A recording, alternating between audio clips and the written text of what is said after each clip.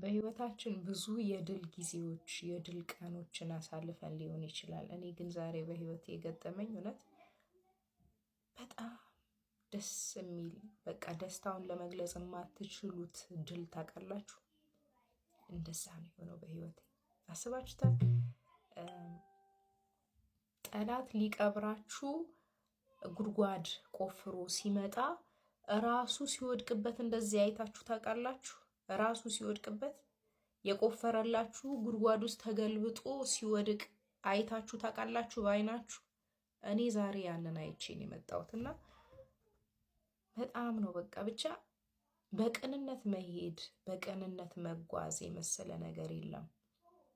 ንጹህ ልብ ምንም ብዙ ነገር ቢከማችባት ንጹህ ልብ ያለው ሰው እግዚአብሔርን ይወጣል።